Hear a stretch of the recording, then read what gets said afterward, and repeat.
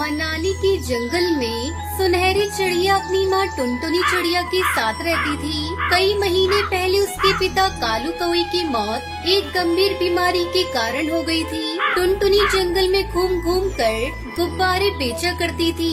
एक बार की बात है, जंगल में बारिश का मौसम शुरू हो चुका था। हे भगवान, 2 दिनों से मूसलाधार बारिश हो रही है। घर का राशन भी खत्म हो चला है। अगर आज गुब्बारे बेचने नहीं गई तो सुनहरी को क्या खिलाऊंगी? चाहे कुछ भी हो जाए, मुझे अपनी बिटिया के लिए गुब्बारे बेचने जाना ही होगा। बेटा, मैंने तेरा भोजन बनाकर रख दिया है, भूख लगी तो खा लेना। मैं जा रही हूँ।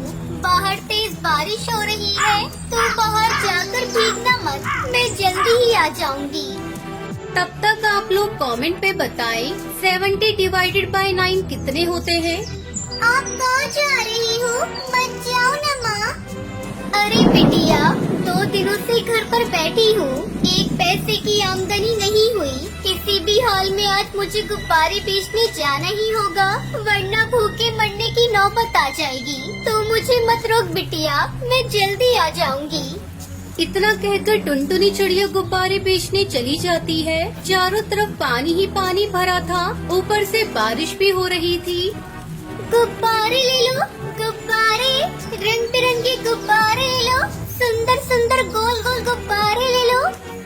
सुंदरी कौवी अपनी घर की खिड़की से जब टुनटुनी को बारिश में भीगते हुए गुब्बारे बेचते देखती है तो कहती है, अरे ओ टुनटुनी, पगला गई है क्या? इतनी तेज बारिश में गुब्बारे बेच रही हो? कौन खरीदने आएगा तुम्हारे गुब्बारे? क्या करूं? भौजी, मेरी मजबूरी है। घर में राशन बिल्कुल भी नहीं बचा। पापी पेट को भरने के लिए चाहे आंधी हो या तूफान, मुझे जाना ही पड़ेगा।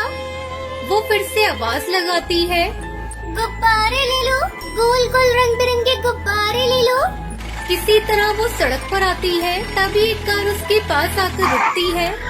अरे बहन, आज मेरी बेटी का जन्मदिन है। इतनी तेज बारिश में सारी दुकानें बंद हैं। आप ये सारे गुब्बारे मुझे दे दो, और ये लो 500 रुपए। टुनटुनी 500 का नोट देखकर बहुत खुश होती है। वो उन रुपयों से खाने पीने का बहुत सारा सामान खरीदती है और घर की तरफ रवाना हो जाती है।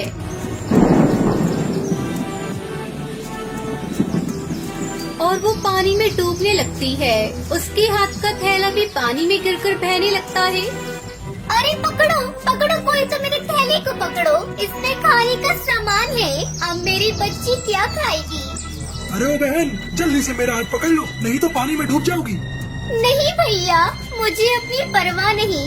मुझे तो किसी भी हाल में उस थैली को बहने से बचाना है। टुनटुनी अपने थैले को पकड़ते पकड़ते काफी दूर निकल गई। 2 दिन बीत गए। टुनटुनी का कुछ अता पता नहीं था।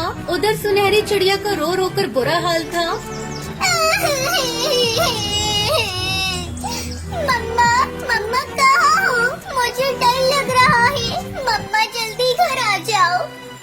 सुनहरी के रोने की आवाज सुनकर सुंदरी कौवी उसे अपने घर ले जाती है। तभी तेज बारिश और तूफान से सुंदरी का घर गिर जाता है। अरे, सब इस मनुष्य की वजह से हुआ है। ना मैं इसे अपने घर लेकर आती और ना ही मेरा घोंसला टूटता। सुंदरी कौवी पानी में सुनहरी को रोता हुआ छोड़कर पास वाले पेड़ के सुराख में जाकर छुप जाती है।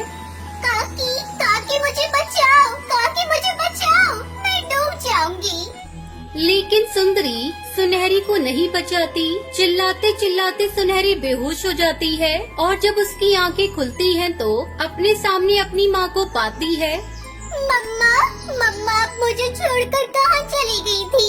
मम्मा, आपको पता है, मैं आपके लिए बहुत रो रही थी। मुझे तो लगा पापा ने आपको भी अपने पास बुला लिया। माँ, सुनहरी मेरी बच्ची, ऐसा मत बोल। मैं बहुत बड़ी मुसीबत में फंस गई थी, लेकिन ऊपर वाले का शुक्र है कि तू मेरे सामने है।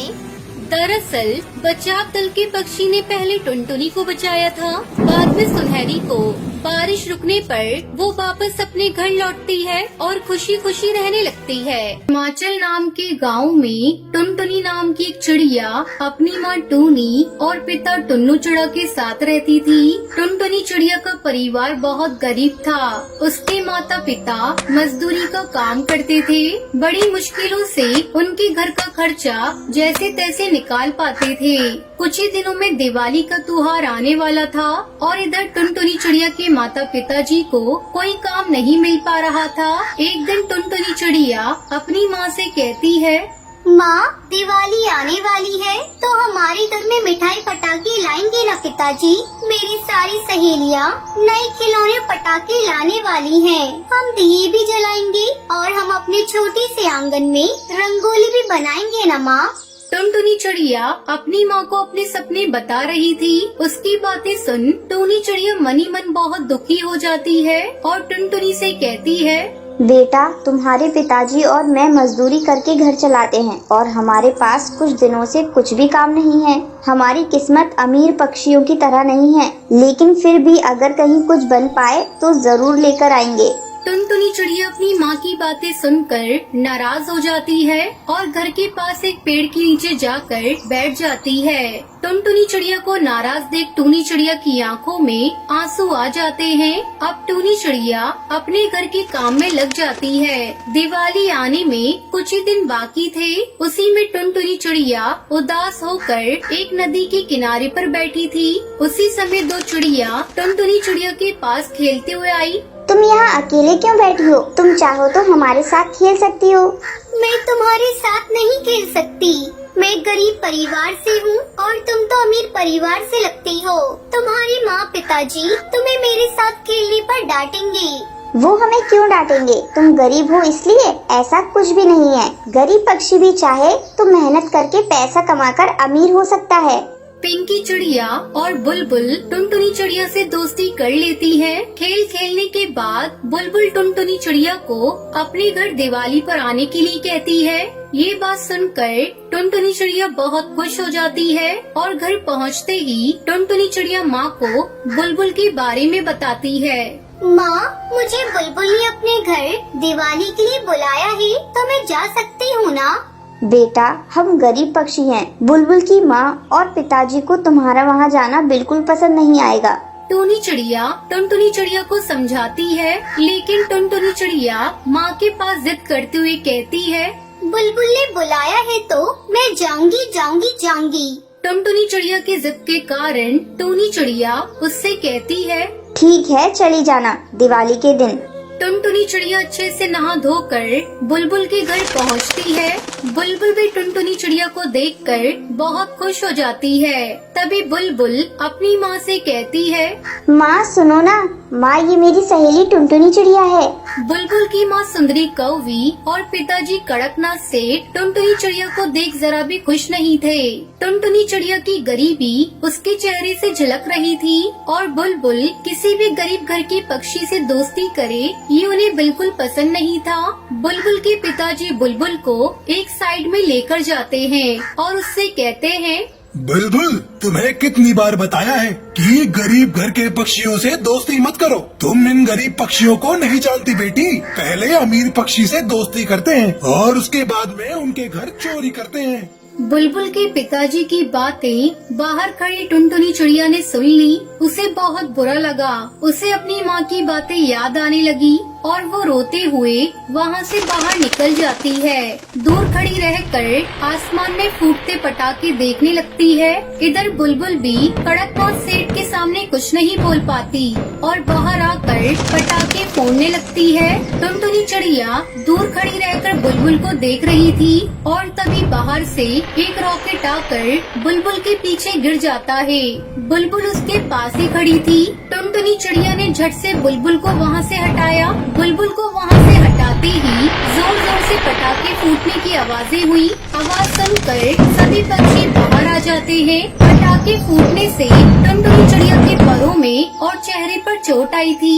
ये देख बुलबुल टुनटुनी चिड़िया से कुछ बोलती, तभी बुलबुल के पिता बुलबुल से कहते हैं, बुलबुल मेरी बच्ची, तुम्हें कुछ हुआ तो नहीं ना? पिताजी, आज अगर टुनटुनी चिड़िया न होती तो मुझे जरूर कुछ न कुछ होता। उसी ने मेरी जान बचाई है। बुलबुल के पिताजी टुनटुनी चिड़िया की ओर देखते हैं और उससे कहते हैं, टुनटुनी चिड़िया, मैंने तुमसे इतना भला बुरा कहा और फिर भी तुमने बुलबुल की जान बचाई। बुलबुल मेरी दोस्त है, उसे बचाना मेरा फर्ज है। तभी कड़कनाथ सेठ की नजर टुनटुनी चिड़िया के जख्मों पर जाती है। बेटी, तुम्हें कितनी चोट आई है? चलो अंदर चलो, मैं अभी डॉक्टर को बुलाता हूँ। बेटी टुनटुनी चिड़िया, मुझे माफ कर दो, मैंने तुम्हें गलत समझा। कड़कनाथ सेठ और सुंदरी कौवी को अपनी सोच और गलती का पछतावा होता है। अब बुलबुल की माँ और पिताजी मिलकर टुनटुनी चिड़िया को बहुत सारी मिठाइयाँ और नए खिलौने दिलवाते हैं। टुनटुनी चिड़िया उसे देखकर बहुत खुश हो जाती है और घर चली जाती है। घर जाकर देखती है तो उसकी माँ उदास बैठी कुछ सोच रही थी। तभी टुनटुनी चिड़िया अपनी माँ के पास जाकर कहती है, माँ, पिताजी, देखो तो कड़कनाथ चाचा जी ने हमें कितनी सारी मिठाइयाँ और नए खिलौने दिलवाए हैं। टूनी चिड़िया अपनी बेटी को खुश देखकर बहुत खुश हो जाती है और टूनी चिड़िया बुलबुल के घर जाकर बुलबुल की माँ और पिताजी को धन्यवाद करती है। फिर कड़कनाथ सेठ उन सबको मिठाई और पटाखे देता है। फिर सभी बुलबुल के परिवार के साथ मिलकर दिवाली मनाते हैं। कड़कनाथ सेठ अब टूनी चिड़िया और टुन्नू को अपनी फैक्ट्री में ही अच्छी तनख्वाह देकर काम भी दे देता है। इसलिए अब टुन्नू चिड़ा और टूनी चिड़िया भी बहुत खुश थे। इस कहानी से हमें सीख मिलती है कि जिंदगी में अगर हम हमेशा ईमानदारी से काम करते रहे तो हमारी किस्मत हमें उसका फल आज नहीं तो कल जरूर दिला। ये कहानी हरे भरे जंगल की है, जहाँ कई सारे पशु पक्षी अपने अपने घोंसले में अपने अपने परिवार के साथ बहुत ही खुशियों भरा जीवन बिता रहे थे। कोई पक्षी अपने बच्चों के साथ खुश था, तो कोई पक्षी अपनी पत्नी के साथ, तो कोई पक्षी अपने माता पिता के साथ खुश था। और उस जंगल में एक कालू नाम का कौवा ऐसा पक्षी था जिसके संसार में कोई अपना नहीं था। न उसकी शादी हो पाई थी, न उसका कोई साथी था। वो बस अकेले ही अपना जीवन जी रहा था। एक दिन कालू कौवा अपने घोंसले में बैठा हुआ था, तभी उसके पास एक बंटी कबूतर आता है। क्या हाल है कौवे भाई? अकेले बैठे बैठे क्या सोच रहे हो? कुछ नहीं कबूतर भाई, बस अपने जीवन का आनंद ले रहा हूँ। अरे कौवे भाई, आप भी कमाल करते हो। अकेले कैसे कोई जीवन का आनंद ले सकता है? बल्कि हम पक्षी तो अपने परिवार, अपने बच्चों, अपनी पत्नियों के साथ खुश रहते हैं। अच्छा, लेकिन मेरे जीवन में कोई है ही नहीं। पत्नी और बच्चे होने से संसार में समस्या होती है, परेशानियाँ होती हैं, बहुत से सुख दुख होते हैं। जब हम अकेले रहते हैं तो ना कोई दुख होता है, ना कोई समस्या। हम आराम से खुशी खुशी अपना जीवन बिताते हैं। कौवे भाई, आपने केवल अकेले रहकर जीवन का आनंद लिया है ना, इसलिए आपको ये नहीं पता है कि शादी के बाद हम पक्षियों का जीवन कितना खुशहाल हो जाता है। हमें जीने के लिए एक नया अंदाज मिल जाता है। आज आप अपने इस अकेले सन्नाटे भरे जीवन को भूल जाएंगे जब आप मेरे साथ मेरे घोंसले में चलकर एक दिन बिताएंगे। सवेरे सवेरे पत्नी का वो प्यार से जगाना, रात में थके हारे घोंसले में आने के बाद जब पत्नी अपने हाथों से प्यार भरा भोजन बनाकर खिलाती है, उस प्यार भरे भोजन को खाकर सारे दिन की थकान दूर हो जाती है। क्या इतना सब कुछ होता है शादी के बाद? मुझे तो ये पता ही नहीं था। हाँ कौवे भाई, शादी के बाद जो जीवन होता है ना, वो एक खुशनुमा खुश मिजाज जीवन होता है। आप एक बार शादी करके तो देखिए, आपके जीवन में भी खुशियों की बहार आ जाएगी। अगर ऐसा है कबूतर भाई, तो मैं शादी जरूर करूँगा। ये हुई ना बात। पर मैं शादी किससे करूँगा? कौन सी पक्षी मुझसे विवाह करेगी? अरे उस बात की चिंता तो आप छोड़ दीजिए कौवे भाई। मैं हरी तोता और बबली कबूतरी, हम तीनों मिलकर आपके लिए एक सुशील आज्ञाकारी चिड़िया को ढूंढेंगे। फिर आपका जीवन भी खुशियों से भर जाएगा। मैं अभी जाकर दोनों पक्षियों को ये बात बता देता हूँ। बंटी कबूतर खुशी खुशी वहाँ से उड़कर बबली कबूतरी और हरी तोता के पास जाता है और उन दोनों को सारी बात विस्तार से बताता है। क्या? अरे उस मुरझाए हुए पौधे को अचानक से अपने ऊपर हरियाली लाने का शौक कहाँ से पैदा हो गया है? सुनो बबली बहन, आप अपना ये मजाक बंद करेंगे और कृपया करके उस कौवे के सामने कोई भी ऐसी बात मत कह देना कि वे कौवे भाई का मन शादी करने से मना कर दे। बड़ी मुश्किल से मैंने उन्हें मनाया है। अरे मुझे क्या, मैं कहाँ कुछ बोल रही हूँ। तीनों पक्षी उड़कर पास वाले जंगल में जाते हैं और एक कुंवारी चिड़िया को देखते हैं जो अकेली उस जंगल में एक घोंसले में रहती थी। अरे कौन है रे? टुनटुनी बहन, हम आपके लिए एक रिश्ता लेकर आए हैं। हमारा एक मित्र कालू नामक कौवा पक्षी है। हम आपकी शादी उससे करवाना चाहते हैं। क्या बोला रे? तू मेरा बाप है जो मेरी शादी करवा रहा है? अरे बाप रे बाप, ये तो डॉन लग रही है। अरे टुनटुनी बहन, वो बड़ा ही सीधा साधा पक्षी है। वो आपको बहुत खुश रखेगा। काफी मेहनत और मशक्कत के बाद टुनटुनी चिड़िया कालू कौवे से शादी करने को राजी हो जाती है। बंटी कबूतर और वो दोनों पक्षी टुनटुनी चिड़िया को अपने जंगल में ले आते हैं और देखते ही देखते दोनों की शादी हो जाती है। तभी टुनटुनी चिड़िया बंटी कबूतर से कहती है, ओ निठल्ले कबूतर, चल निकल अब यहाँ से। शादी हो गई ना, अब कल्टी मार यहाँ से। अरे बाप रे, ये चिड़िया तो बहुत ही खतरनाक लग रही है। सुनो चिचोरो, दोबारा यहाँ दिखाई दिया ना तो हड्डी तोड़ूंगी, फिर मोड़ूंगी, समझा ना? अरे कबूतर भाई, ये किसको ले आए हैं? हमारी भलाई अभी इसी में है कि चुपचाप यहाँ से निकल लो। तीनों पक्षी वहाँ से निकल जाते हैं। टुनटुनी चिड़िया के बात करने के अंदाज से कालू कौवा आश्चर्यचकित हो जाता है। अब क्या बैल की तरह यही खड़े रहेंगे? अंदर चलिए अब। हाँ चलो। दोनों पति पत्नी घोंसले में आते हैं। अच्छा टुनटुनी, अब अपने हाथों से अच्छा सा खाना बना दो। पागल हो गया है क्या? मुझे क्या अपनी नौकर समझ कर रखा है?